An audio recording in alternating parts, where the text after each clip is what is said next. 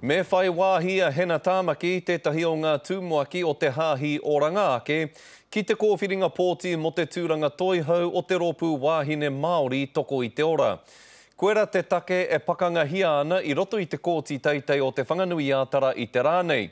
I nā rā hoki kāore te ingoa o tāmaki i whakaurua ki te rārangi pōti mo te tūranga toihau i ngā wiki nei.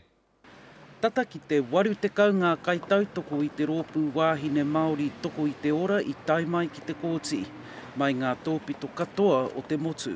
Toko ono ngā roia, toko 8 ngā kaipāpāho, engari kāre he kanohi o te hāhi oranga ake. My tentative view is that Mrs. Tamaki is an eligible candidate for the presidency.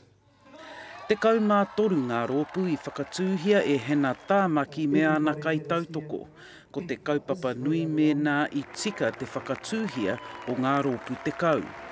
I tōna tikanga e iwa te kaumātahi ngā mema o ia rōpū, te kau pōti ka whakawhiwhia ki a koe mo te toihautanga.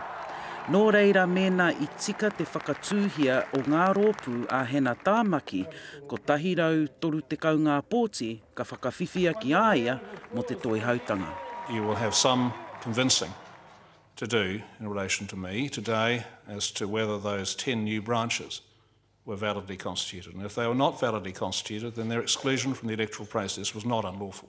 Ko tā ngā roia a hena tāmaki. The provisions around the establishment of league branches are essentially formulaic, and once complete, a branch is established. Kāre te kai whakawai whakapono ki tērā whakaaro. There appear to have been 10 meetings that occurred simultaneously, that ended simultaneously at 4:13 p.m. All occurred at the same premises? Yes, sir. Same nominor and seconder in each case? Yes, sir. Me te roia a te rōpū.